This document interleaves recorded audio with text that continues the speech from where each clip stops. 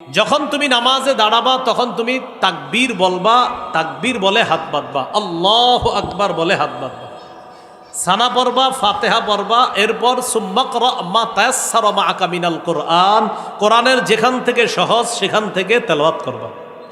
তো আপনি সূরা ফাতিহা পড়ার পর যেটা পারেন এটা পড়বেন, পড়ার পর সুম্মা রকা, এরপর তুমি রুকু করবা, হাত্তা তাতমাইন্না রাকিআ, ধীরস্থির ভাবে রুকু করবা। আমরা অনেকে রুকু করি, দেখেন যাই আর উঠি। নবীজি বলেছেন তিলকা সালাতুল মুনাফিকিন, তিলকা সালাতুল মুনাফিকিন, তিলকা সালাতুল মুনাফিকিন। এটা মুনাফিকের নামাজ, এটা মুনাফিকের নামাজ, এটা মুনাফিকের নামাজ। রুকুতে কমপক্ষে ধীরস্থির ভাবে 3 বার পড়বেন সুবহানা রাব্বিয়াল আযীম, সুবহানা রাব্বিয়াল আযীম, সুবহানা রাব্বিয়াল আযীম।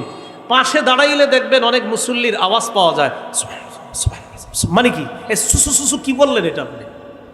আপনি যে এইভাবে বললেন মানে সুবহানার একবার যে পড়ার পর আরেকবার শুরু করছেন, এটা আমরা বুঝতেছি আপনার আওয়াজে। এর মানে আপনি বুলেটের গতিতে একবার সুবহানা রাব্বিয়াল আযীমটা পড়ছেন, এই যে মানে 3 বার শেষ, 3 সু মানে 3 বার সুবহানা রাব্বিয়াল আযীম শেষ হলো না। এটা নবীজি বলেন হাত্তা তাতমাইন্না রাকিআ, ধীরস্থির ভাবে রুকু করবা, সুম্মা রফা, এরপর মাথা উঠাবা। মাথা উঠানোর সময় আবার কি করে, একদল ঝুঁকা থাকে, মাথা পুরাপুরি উঠায় না। বুঝা ইমাম সাহেব আপনি তাড়াতাড়ি সিজদায় যান না কেন? নবীজি বলেন হাত্তা তা'তাদিলা কাইমা, তুমি সোজা হয়ে দাঁড়াবা। ইমাম সাহেব পড়বে সামি আল্লাহু লিমান হামিদা, আপনি পড়বেন রব্বানা লাকাল হামদ, অথবা রব্বানা ওয়ালাকাল হামদ, অথবা আল্লাহুম্মা রব্বানা ওয়ালাকাল হামদু হামদান কাসীরান তাইয়িবান মুবারাকান ফীহ। সময় পাওয়া গেলে এই দোয়াটা পড়ে নেওয়া। এটা যদি পড়েন, ফেরেশতারা প্রতিযোগিতা করবে কে কার আগে আপনার এই আমল নামা উপরে নিয়ে যাবে। এই আমল উপরে পৌঁছানোর জন্য প্রতিযোগিতা চলবে যদি ওটা পড়তে পারেন, হামদান কাসীরান তাইয়িবান মুবারাকান ফীহ। এরপর সুম্মাসজুদ, তুমি সেজদা করবা। সেজদার মধ্যে হাত্তা তাতমাইন্না সাজিদা, ধীরস্থির ভাবে সেজদা করবা। সেজদায় 3 বার পড়া সুবহানা রাব্বিয়াল আ'লা, কমপক্ষে ধীরস্থির ভাবে বিশুদ্ধ ভাবে। সুম্মা রফা, 2 সেজদার মাঝখানে মাথা উঠায়া অনেকে বাঁকা হয়ে থাকে, এমন পরিমাণ বাঁকা হয় ক্ষেত্র বিশেষ তার 2 সেজদা মিলে 1 সেজদা হয়ে যায়। তো 1 রাকাতে সেজদা কি 1টা না 2টা? তো নামাজ তো হলো না। এই সেজদার মাঝখানে বৈশা যদি পারেন কমপক্ষে এতটুকু পড়বেন, পড়েন আমার সাথে আল্লাহুম্মা গফিরলি। যদি আরেকটু বাড়াইতে পারেন ওয়ারহামনি, 2টা মিলান আল্লাহুম্মা গফিরলি ওয়ারহামনি, পড়েন। এতটুকু পারা যাবে?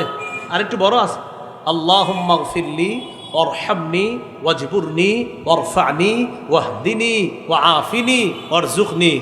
আপনি বাবা এতটুকু দরকার নাই, আপনি শুধু প্রথম 2টাই ঠিক রাখেন, আল্লাহুম্মা গফিরলি ওয়ারহামনি। এটা পড়ার পর এরপর দ্বিতীয় সেজদায় যাবেন, ধীরস্থিরভাবে সেজদা করবেন। নবীজি সাহাবীকে বললেন এই হলো তোমার 1 রাকাত। সুবহানাল্লাহ। এইভাবে তুমি বাকি রাকাতগুলা পড়লে এটা হবে তোমার সালাত, এটা হবে তোমার নামাজ। এই নামাজ আল্লাহ তাআলার কাছে যাবে, এটা আল্লাহ কবুল করবেন। কথাগুলা কি মনে থাকবে ইনশাআল্লাহ? তাহলে রুকু সেজদা সুন্দরভাবে করা, ধীরস্থিরভাবে করা, আল্লাহ তৌফিক দান করেন। 7 অঙ্গের উপর সেজদা দেওয়া, বলেন কয় অঙ্গে সেজদা দেওয়া? সহিহ বুখারীর 809, সহিহ বুখারীর 812 নম্বর হাদিস। এই 2 হাদিসের মধ্যে আছে উমিরান নবী সাল্লাল্লাহু আলাইহি ওয়াসাল্লাম আইয়াসজুদা আলা 7 আ'যা। রাসূলুল্লাহ সাল্লাল্লাহু আলাইহি সাল্লামকে 7 অঙ্গের উপর সেজদা করার হুকুম করা হয়েছে। 1 নাম্বার আলাল জাবাহা, কপালের উপর। কপাল দ্বারা আমার নবী ইশারা করে বলছেন ওয়া আশারা বিয়াদিহি আলা আনফিহি। এটা আবার বুখারীর 812 নম্বরে আছে। নাকের দিকে ইঙ্গিত করে বললেন কপাল নাক এই 2টা মিলায় একটা, কপাল নাক এই হলো একটা অঙ্গ। ওয়াল ইয়াদাইন, 2 হাত। তাহলে 1 অঙ্গ আর 2 হাত, 2 অঙ্গ কত হলো? 3। ওয়ার রুকবাতাইন, 2 হাঁটুর উপর 5। ওয়া আতরাফি কাদামাই, 2 পায়ের আঙ্গুলির উপর। এই হলো 7 অঙ্গের উপর সেজদা দেওয়া। এগুলা করা মানিও নামাজ কায়েম করা।